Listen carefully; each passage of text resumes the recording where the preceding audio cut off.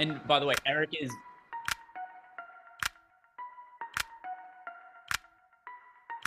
Right. yeah. By the way, Eric is hosting this one. I'm hosting, yes.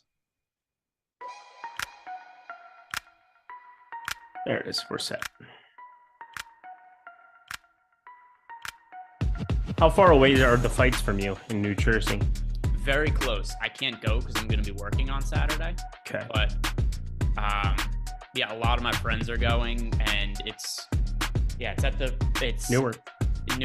I used to work at the Prudential Center. I didn't. Did you really? Yeah, I had an internship there one summer. That's pretty cool. Yeah, it was a terrible experience, but it was cool.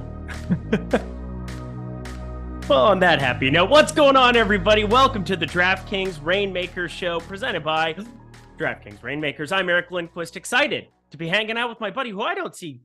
Well, it depends. Some days I'm very sad about it. Some days I'm okay with it. It's Greg Ehrenberg at G Ehrenberg DFS, my buddy on the NBA Live Before Locks. How you doing, my dude? Yeah, and I mean, the other thing too is even if we don't do shows together, what's the longest we've ever gone without texting each other? And I mean, just we text about a lot of things. We send each other naked pictures, really everything. Like we're always in close contact with each other. So we're always within arm's reach.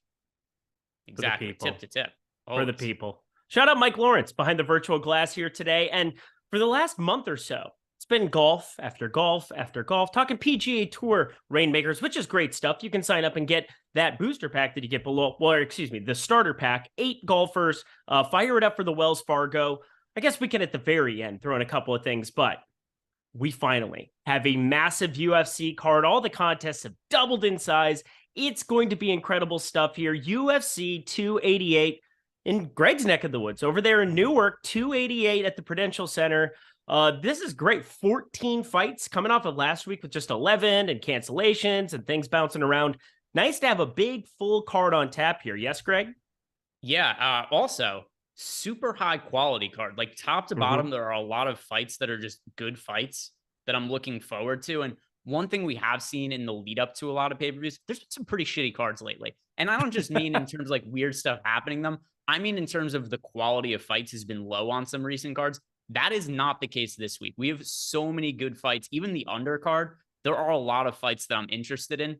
Not necessarily every single one across the board, but like we're starting off the fight card, for instance, with Daniel Santos against Johnny Munoz, which should be a banger of a fight, and just top to bottom, lots of ones that I'm looking forward to. And I'm holding a lot of Reignmakers cards in advance of this week's event. So one I've been looking forward to for a while.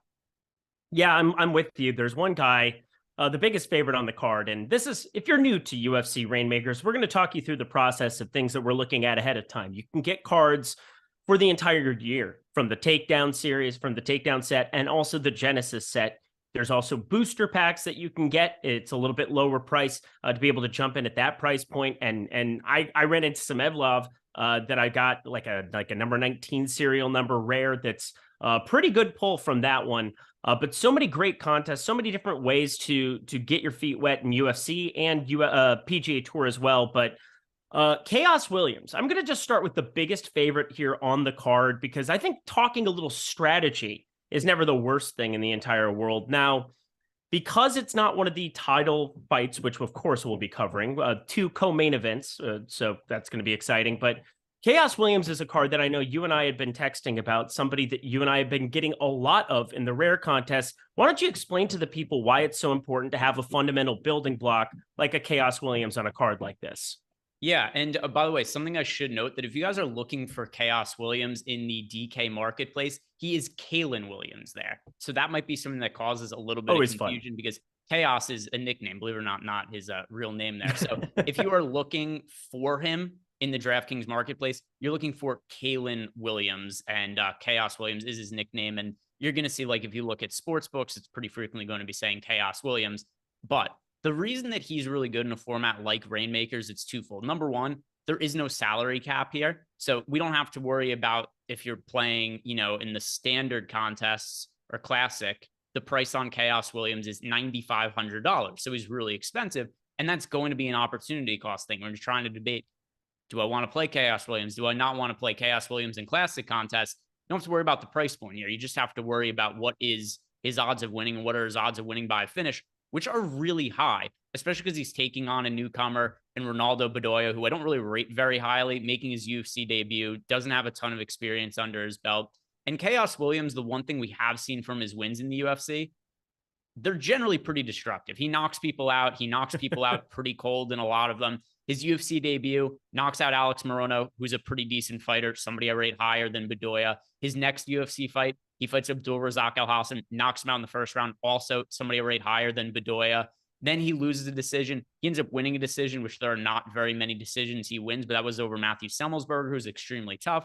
Then he knocks out Miguel Baeza, also somebody I rate higher than Bedoya. So every single win that we have seen from Chaos Williams in the UFC, I think he has fought stiffer competition than what his competition is for this card. So I think this is the easiest fight he's had in the UFC. He's a massive favorite. He is currently anywhere from like minus 300 to minus 320. And I think there's a lot of finishing equity. So I consider him to be one of the, if not the safest fighter on the card. Obviously, books agree because they have him priced, like you said, as the biggest favorite of the week. But a lot of times the biggest favorite doesn't necessarily mean that we expect him to score well on DraftKings. Considering how Chaos Williams fights, I do think he should score well. If we look at the current odds for him to finish inside the distance, he's nearly minus 200 to finish inside the distance. That's exactly it. When you look at the inside the distance type numbers for a fight like this, and then over a 75% expected win percentage when you group it by implied odds, it just makes all the sense in all the land to accumulate Chaos Williams. If you're starting with one fighter in either the core contest, the rare contest, and you're looking, who should I be playing up top? It's pretty clearly to me Chaos Williams, because then we jump over to some of these main events. We have a co-main event here. We got Gilbert Burns, a takedown specialist, going up against Bilal Muhammad, who's coming off of Ramadan. And that's going to be kind of a crazy little narrative coming into the weekend. Not really sure what to make here of Muhammad and Gilbert Burns, but if Gilbert Burns finds ways to get Bilal Muhammad to the mat, you're going to see a lot of takedowns and maybe an opportunity for this to go the full 5 rounds. But even still, I don't find the scoring potential as high as what I do for Chaos Williams right from the get-go. And then that's not even talking about the main event, if you will, with Sterling and Cejudo, who I have no idea what we could be getting from a scoring perspective there. Just an interesting match of styles in that one. But why don't you talk about both of these co-main events and where they rank in terms of Reignmakers for you this week? Sure. So one thing that really does help is that this is going to be a 5-round co-main event and not a 3-round co-main event. So first of all, I don't know exactly why they decided to make this 5 rounds as opposed to 3. I assume that this is going to be a title eliminator fight. The winner of Muhammad and Burns, I think, is going to fight the winner of Colby Covington and Leon Edwards. And I also expect the winner of this fight is probably going to be the alternate in that fight. So they'll weigh in for that fight. And if something is to happen to the main event, the winner of this would end up stepping in. There has been a good amount of line movement as of late. Well, there's been a lot of weird line movement in this fight. It started with Gilbert Burns being priced around, let me pull up some of the bet history here. But Gilbert Burns opened as a slight underdog, and then he was bet to, so this opened with Gilbert Burns being plus 110.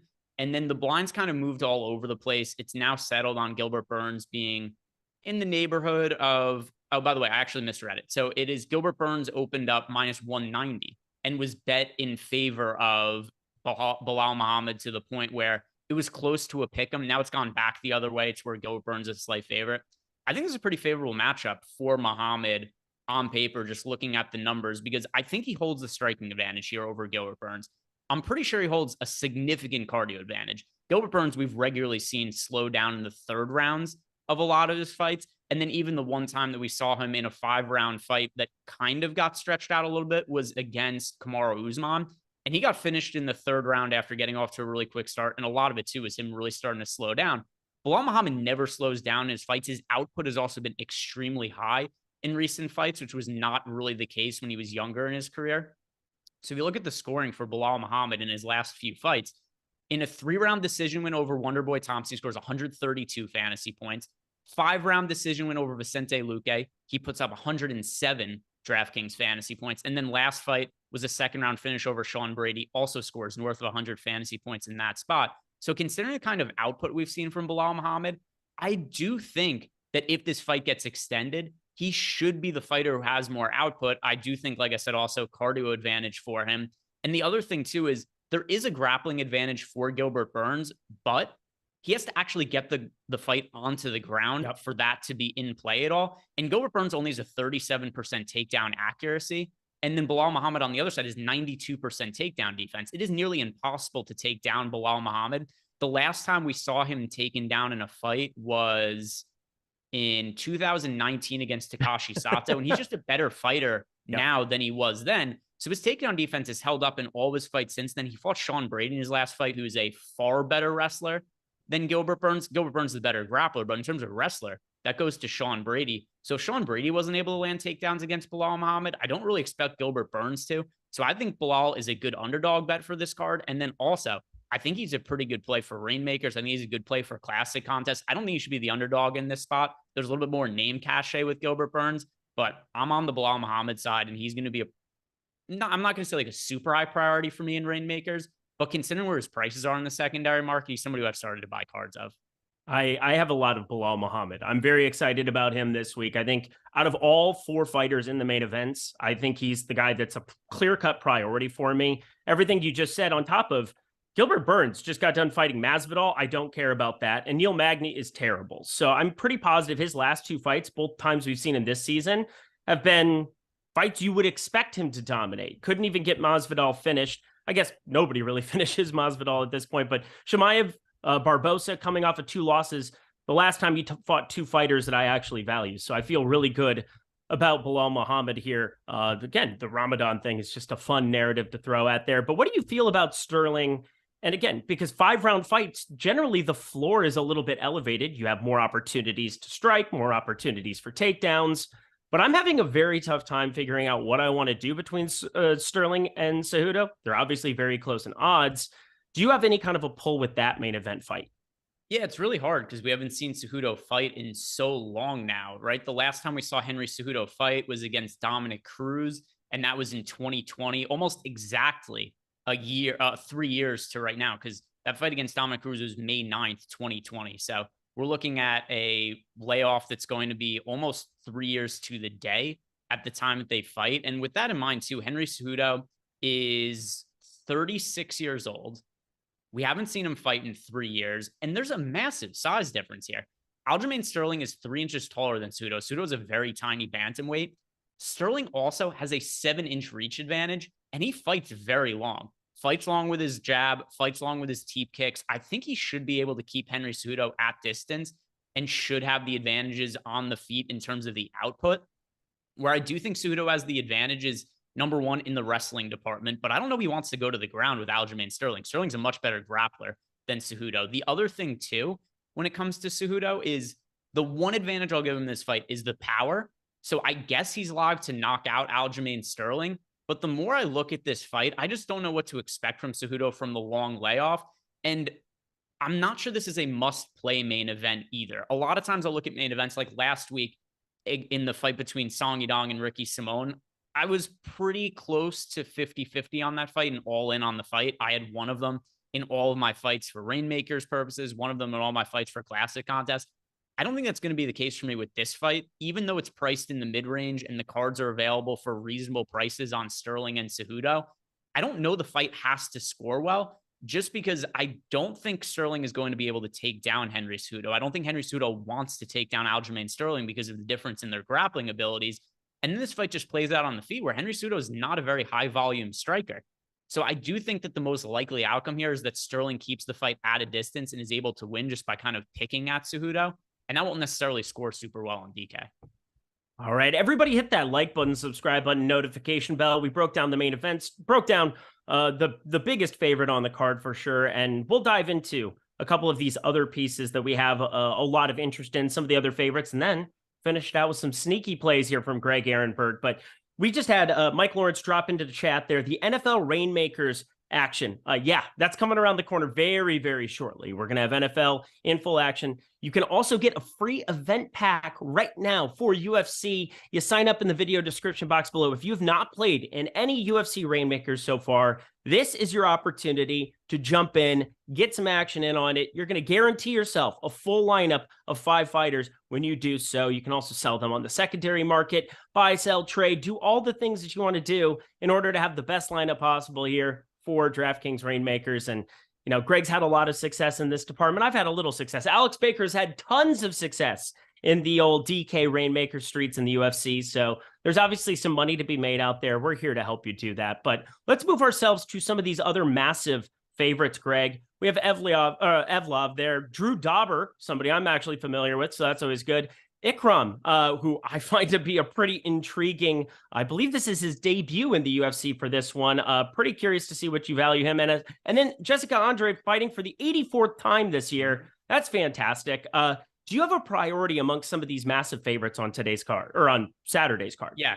So we are like overall, if I could only roster one, it would be Chaos Williams, who we talked about earlier. But talking about some of the other fighters too, I don't know that his win equity is as high as some of the other fighters that are in this price range. But Drew Dober, his fights almost all end up being bangers. Same with Matt Favola. And I do think this is a fight where somebody's getting finished, and that person getting finished is probably going to be Matt Favola, just because Drew Dober's got like a Jay Leno chin, just in terms, he got this giant fucking face. And there's no way to know exactly what it is that causes somebody to get knocked out.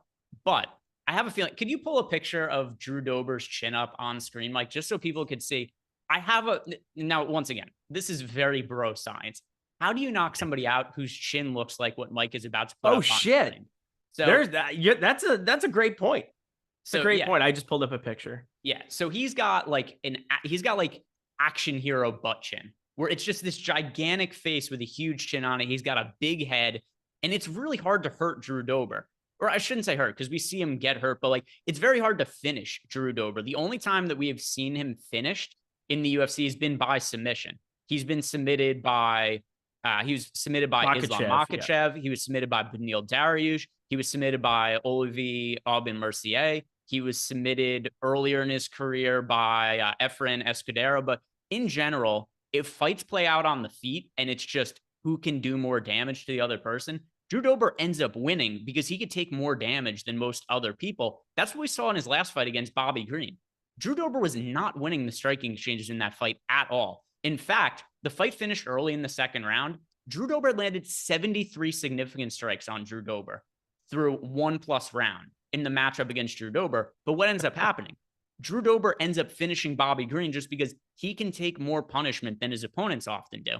And when you look at Matt Favola is a live and die by the sword type of fighter. He goes out, he gets into brawls, and even in his last fight against Otman Azaitar, the common wisdom going into that fight was Favola holds big wrestling and grappling advantages. Otman Azaitar had a big power advantage. And the thought going into that fight is if Favola wrestles and grapples, he's going to win the fight on the mat. If the fight stays standing, Azaitar is probably going to knock him out. And Favola didn't really give a shit. He didn't care that his easiest path to victory was looking for the wrestling and grappling. He stood on the feet, he traded with Azaitar, and he ended up knocking him out. And I think that's how this fight plays out. It's going to be a brawl. It probably is going to end in the first or second round. And I trust Drew Dober's chin and durability more than Matt Favola's. Also, a lot more output on the side of Drew Dober. He lands 4.47 significant strikes per minute to Favola's 3.46. So I think Drew Dober on the high end, it's not just that he has pretty good chance to win. He's a north of -200 favorite, but also I think there's a lot of finishing equity there. So I like the upside of Dober. Yeah, I've actually seen him fight. I just realized he was in the UFC 246, the McGregor and Cerrone card. So that was pretty cool. Anyway, just thought I'd throw that out. He beat the living crap out of Haqparast in like 2 seconds. That was enjoyable, but definitely looking at him as a solid option up there. Jessica Andrade, having an opportunity to maybe get to the mat a little bit more. I don't know what to think of this Kennedy fellow, who, again, we haven't seen him as much here amongst the favorites. And that kind of leads me into looking at some of your favorite dogs. So you can get some really cheap dogs on the card for Reignmakers purposes. People generally value all the major minus money guys, as they probably should in a lot of ways. But you got to mix in a couple of these dogs when you're building out in the cores, the rares, the elites, because, well, there's going to be upsets, even on a 14, well, especially on a 14-1, based on what we saw last week, for sure. 11 fights, lots of upsets. Definitely need to have them intertwined. Do you have a favorite dog on this week's card? Yeah, so somebody you went to college with, Phil Hawes. Let's go. I think this is a very favorable matchup for Phil Hawes. And by the way, something you probably know, you went to college with Phil Hawes, Iowa State. And now what was Phil Hawes' athletic background at Iowa State? He was a wrestler. He was a wrestler. What would you guess his takedown defense is in the UFC? 100%.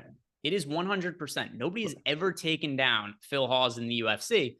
So I'm looking at this fight on paper, and there's a pretty big grappling advantage for Ikram Aleskarov in this fight. But if he doesn't get the fight to the ground, does it matter? It doesn't. And Phil Hawes has a 100% takedown defense. On the other side, I think Phil Hawes has a big striking advantage in this matchup. Because what we saw out of Aleskarov in his Contender Series fight, he ended up eventually getting the fight to the ground against Mario Souza. He ends up winning by Kimura in the first round. But it was kind of dicey for him on the feet. His striking did not look good. And, you know, it's a really small sample size because we only saw half a round there. But still, if you just consider this was against a pretty low-level opponent, and Aleskarov in that fight, he landed 3.26 significant strikes per minute, but he absorbed 7.91. Phil Hawes is a good striker. He's also somebody who's really improved on the feet. I think he's looked really good when he's been on the feet in his last few fights. Here's the one issue with Phil Hawes. Chinny as shit. He does not have the chin that our friend Drew Dober has that we talked about before. You hit Phil Hawes clean a couple of times, he starts doing the chicken dance. He gets knocked down. He gets finished. If he does not get finished in his fights, he generally ends up winning and looking pretty good. And I don't know that Aleskarov is the type of guy who's going to put Phil Hawes away on the feet. And then you start to look at, like I said before, where does Aleskarov win the fight? He has to get takedowns and you have to win with his grappling in all likelihood. But Phil Hawes is a 100% takedown defense. This is a Division I college wrestler who's really, really well regarded in that department. So I don't agree with the odds here at all. I think Aleskarov is going to struggle to get the fight to the ground. And I think Phil Hawes beats him up on the feet, maybe even finishes him. So I think Phil Hawes is a good cheap fighter to go and invest in shares of. And then also somebody who I'm going to be betting on as a big underdog in this fight. Also, I haven't seen it yet because when I looked yesterday, some of the lines weren't up yet for the props, but I'm pretty interested to see what the prop lines end up coming out for a Hawes KO, because I think that that is definitely a live path to victory for him. God, I love it. It's also incredible how, again, I'm newer to the UFC streets. I've really enjoyed my time here for the last couple months. And it was so wild going through and researching and then being like, I went to college with that guy. You see a picture of him and it's like we're in sociology class together doing projects and stuff. That was pretty wild. So kind of a small world moment, if you will, for me. Really fun stuff. But don't forget UFC 288. You can get your packs right now, $34.99 in the main lobby. I think, last week they sold out very quickly. We'll see if they end up selling out here today as well. But you want to jump in if you're listening to us here after the fact, maybe on a Wednesday or a Thursday as we're leading up to Saturday's card. Make sure you get in that secondary market as well, because we're starting to get some established prices. Things are starting to jump in there. But are there any fights that you're just not really all that intrigued for this week? Because there seems like there's a couple that are pretty likely to go the distance. And those are kind of the ones that are tough to get to unless you see tons of takedowns, tons of striking. Are there any fights that you find to just be meh on this week's card? Yeah, I would say Rafael Estevam against Jalga Zhumagulov, and Zhumagulov, who basically loses a split decision in every single fight that he's in ever. He's running so bad in the UFC. If you look at, here's the record of Zhumagulov. And by the way, not all of them are split decisions. Some of them are just really competitive decisions in general. His UFC debut, he fights Raulian Paiva. I believe it was a short notice fight too, if I remember correctly. And by the way, these numbers, they're just quantitative, not qualitative. So meaning that you could outstrike somebody by numerics, but it doesn't necessarily mean you did more damage. But that aside, Zhumagulov in his UFC debut takes on Raulian Paiva. He ends up landing 66 significant strikes to 52 for Paiva. Paiva ends up winning unanimous decision. It was also a fight where I thought it was pretty reasonable to think Zhumagulov won. His next fight against Amir Albazi, low output. Albazi won. I thought Albazi won that. That was fair play for sure. Ends up getting KO'd against Manel Kape. His last two fights, though, split decision loss against Jeff Molina, split decision loss against Charles Johnson, both of them competitive fights. But in general, he's just not been a high output type of guy. There's not a lot of wrestling and grappling in his fights. He doesn't land strikes at a super high rate. Estevam, hard to say. We've only seen him fight once, and that one fight was a Contender Series fight where he won by second round knockout. But I think this as a fight, is pretty live to where the winner just doesn't score particularly well. I think that's a really good shout out. Again, I think just looking through some of his fights, Zamagulov, he basically retired. He basically said, I'm done because the UFC, they've conspired against me the same way that Eitan Shander feels like Twitter conspires against him. And so he just decided, well, I'm done. And now he's back. So it'll be fun to watch. But definitely not a fight that I think I'm going to be prioritizing in any way, shape, or form. Let's take a look at a couple of the prices here on our way out as they stand right now, seeing if there's any fighters that really tickle your fancy to be firing up. I know that Greg, myself, we really enjoy getting in those rare elite contests as well. A little bit better payout structure, not very many entrants. Great opportunity this week, especially. Cards are going to be undervalued compared to what they are for the $19.99 fight nights, because, well, there's just more fights, more opportunity, and you can get different in a way where you can get lots of exposure in some of those rare contests with a 5K payout structure to first, 10K in the elite contest to first there too. But are there any prices on cards that you've got your eye on right now that you think would be great purchases for the people at home? So it's pretty hard to say just because the packs dropped about an hour ago, and I assume the prices are moving pretty quickly. So I could pull it up here, but it wasn't really something I could look at ahead of time and know what they were going to be now. If I'm just making a blanket just assumption here, I'm gonna say that Phil Hawes probably has the most. It is probably the fighter that has the most upside for the cheapest price. But I could also double sitting check. at $1.80. I'm also curious because I'm kind of looking at certain fighters. The Charles Jourdain, sorry, he's Canadian, French Canadian. There you are, going up against Kron Gracie, who's just like a jiu-jitsu specialist. Feel like that at $1.40 could be somebody that maybe not for a captain situation, but a pretty cheap at $1.40. I could see that falling below $1 sooner rather than later. And that's somebody that I've got my eye on, as well as, what do you think about this Devin Clark fellow who, I mean, feels like we've seen him a lot here of late right now. There's a rare, what is it? A booster pack, $5 for a number 10 serial edition. If you're looking at jumping in rare, that seems like a really good find at the moment too, trying to find a cheap way to round out a lineup. Yeah, so let's see. What do we have here? Got it loading on my... So what was the question again? I'm trying to load on my computer. Oh, I was just looking at Devin Clark. I think from a rare perspective, there's a number 10 serial edition going for $5 right now. That would be a cheap edition that I think made a little bit of sense. I don't know what to expect from Kennedy. I really don't. I'm not going to even pretend like I can pronounce his last name here. Kennedy, but Devin Clark Insechiku is how his last name is pronounced. Devin Clark is a much easier name to say than Insechiku. That is for sure. Thank you for sticking up for me there. Insechiku's got all of the physical talents in the world. He's also really, really inconsistent in his fights, but he does seem to be improved over his last few. And Devin Clark does not take damage well at all.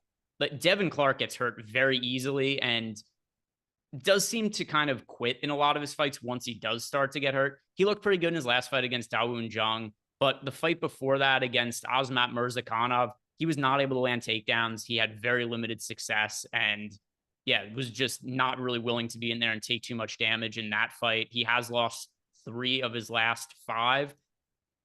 I think the big question here is just, will Insechiku's takedown defense hold up? And it's looked pretty good as of late, especially because his last fight, he fought against Ion Cutelaba. And I think that Cutelaba is a more difficult matchup than what Devin Clark is. And we saw Insechiku do a fairly good job of defending takedowns. Cutelaba comes out so strong in the early going. He's really difficult to deal with in the first couple minutes of a fight. But we saw Insechiku was able to weather the early storm. He was able to defend 6 out of the 8 takedowns that came his way from Cutelaba. And then Cutelaba kind of tired himself out going for those takedowns. And then Insechiku knocked him out. And I think that something like this could play out pretty similarly. I think that Devin Clark is going to look to wrestle in the early going. And then as soon as the takedowns stop working for him or he gets tired going for takedowns, I think Insechiku, the most likely outcome is that he finishes Devin Clark, probably something like in the second round as Devin Clark starts to slow down. But there's definitely a little bit of issues with inconsistency when it comes to Insechiku. He lost a fight to Nikolai Negromariano, which is not a great look. He also had a fight where he lost to Da Jung. So something kind of funny here about MMA math. Devin Clark beat Da Jung fairly comfortably in his last fight, but Devin Clark also kind of got steamrolled by Ion Cutelaba. But at the same time, too, Kennedy and Nzechukwu got knocked out by Da Jung, like really weird. It was like elbows on the feet through the guard, ended up knocking him out. But Nzechukwu was able to finish Cutelaba fairly easily. So a lot of like weird matchup things here, but I do think the matchup against Cutelaba for Nzechukwu is fairly similar to the matchup against Devin Clark. I just think Clark isn't quite as good as Cutelaba. So I do think that Nzechukwu should be able to finish him like late first round, early second. All right. Well, fantastic stuff from Greg Ehrenberg here today. Thank you so much. Go follow him at G Ehrenberg DFS. Go follow myself at Eric Lindquist. But most importantly, hit that like button as we get ourselves out of here. Thank you to Mike Lawrence behind the virtual pay glass as well. UFC 288, you got packs available here. Check out the marketplace as well. Be able to snag some deals throughout the day. Have that activity page pulled up. So many meta games within a game here in the Reignmakers streets. And, if you can snag a couple of cheapies, never a bad thing. Fire up the core contest, 2K to first this week. Generally, there's a little bit better payout structure across the board in the UFC for these huge cards. So looking forward to that. NFL Reignmaker stuff available. We have PGA Reignmaker stuff available. So many great things. But Greg, any final words for the people as we get out of here for UFC 288? Yeah, one final thing. So if you guys participated in the drop for the NFL draft, you got cards that don't have the players' names on them right now. It'll say like running back 1, which is Bijan Robinson. Sometime later today or tomorrow, those players are going to get actual names added to them. And there is an article in the description box below explaining more about that. But if you're holding players from the NFL draft and you're wondering, who is running back 1? Who is running back 2? Well, soon it's going to say Bijan Robinson and Jahmyr Gibbs. So be on the lookout for that.